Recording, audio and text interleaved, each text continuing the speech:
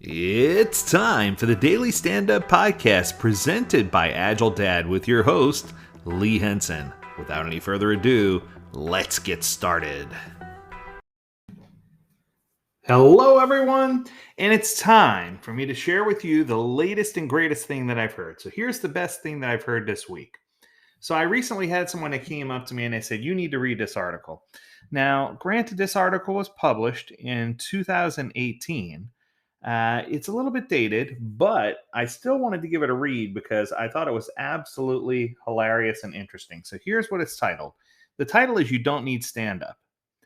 Now, I want to make certain that I call this out. It says, that this represents this person's personal beliefs about agile and team organization. Results may vary. So they're giving you a disclaimer right up front that your results are going to vary.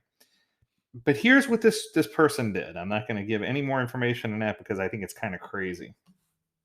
This person says they ran an experiment for 6 months within their organization that consisted of a few new behaviors. They had absolutely no stand-ups. They banned them. No planning at regular intervals, no retros, and all meetings are optional. Okay, let me tell you. Right out of the gate, that sounds like a recipe for me to fire somebody. If I was an executive and I had zero predictability and never knew what was going on, that's like a ticket out of the door, right? You're out like an 8-track tape. You're out like a bad knee. You're out like a hip replacement. I mean, that doesn't make sense at all. And he goes on to say this might sound extreme, but there was some logic behind the madness. And he goes on to say that he wanted the team to know that he trusted him. Now let's pause. I can tell you right now that you don't need to kill everything in creation to show someone that you trust them.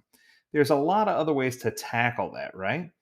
And he went on to say, I wanted them to know that it's okay to take on technical debt, to explore, to work their own pace. I laid out goals for the quarter and trusted they would get things done.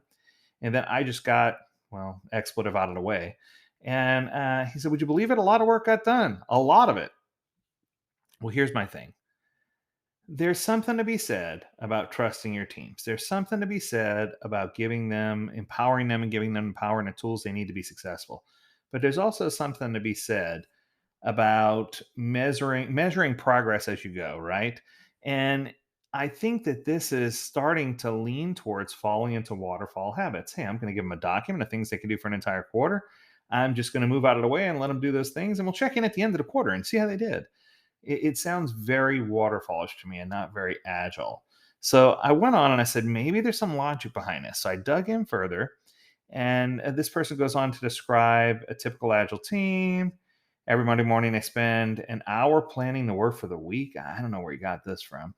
Every morning at 10 a.m., they have a stand up to discuss the test of blocks. And he goes on to say, how can this paradise of productivity be broken? Well, Trello has to be kept in sync with what's discussed in the meetings. The stand ups encourage plans to change daily. Stand up forces every team member to be productive at a set place and a set time.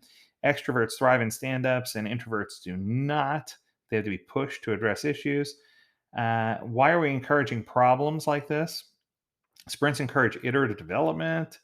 It sounds really good to the people who like to strongly advocate small, concise pull requests, but it's not the same thing as having people work the way they normally would. So his answer is to stop doing stand-ups. If you stop doing stand-ups, developers communicate more, the team becomes more remote friendly, tech debt gets addressed, developers feel more in control and less stressed, and developers know you trust them and have their back. Okay, I'm going to pause right here. This is someone who is ranting hard. And I get where they're coming from. They want freedom, man. This is the left wing hippy dippy. We need freedom in Scrum. We need to be free to pee. We need to do what we want to do, right? And what I can tell you is that, and that line was from Bridge to Terabithia, right? Or was it Matilda? I think it was Bridge to Terabithia. But the point is, it's just one of those things where the team should be trusted to get things done. I don't disagree there. And we should allow them to have, the ability to move out of their way and do things. I don't disagree there. But I think the time frame that you're allowing for them to do these things is just a little bit extreme.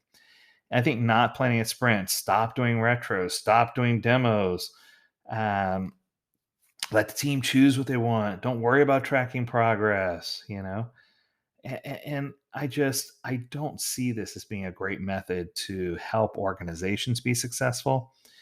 But I don't disagree that sometimes if you put so much emphasis on reports and agile meetings, that what you're doing is putting extra pressure on the team. So I feel like there is a fine balance between empowering and enabling the team to do what they need to do, which that's exactly what's happening here. Some people go to the other extreme and they enable the team instead of empowering the team, and they wind up with a big cluster, a big mess, a dumpster fire. Other organizations wind up just empowering the team so much that there's no productivity and nothing to measure ever, and it frustrates leadership and other people. While I believe this solution might work short term, or if you're working in small projects or in an organization where everyone knows everyone, like a small startup, you try doing this in a large company, and you're destined for to be a glutton for punishment. You will be the whipping board. So my advice is to try to find a balance. My advice is try to find a place where you're not driving the team crazy, but that you are giving them the freedom that they need to work, but also you have to have some level of accountability. You can't just go without any accountability. And I know that this is extreme thinking and that it's on one side of the spectrum, but I just thought I had to share it with you because someone brought it to my attention and it was quite alarming. So I guess my message is you do need a stand up. If you don't have a proper stand up and you're not doing it correctly, 30 seconds per person, not to exceed 15 minutes, you get in, you get out, and you ask the right questions, not the typical three. If you do those things, you're going to be in great shape. If you just do this by the book and try to do everything by the book, then I agree with this person. You shouldn't be doing it at all. All right, so that's going to do it for today's stand up. I hope that you enjoyed this topic because it was kind of crazy. If you have an idea of a topic you want us to cover, a story, or something you want us to review, a blog post, please let us know at learnmore@agiledad.com, where we'd love to cover your topic.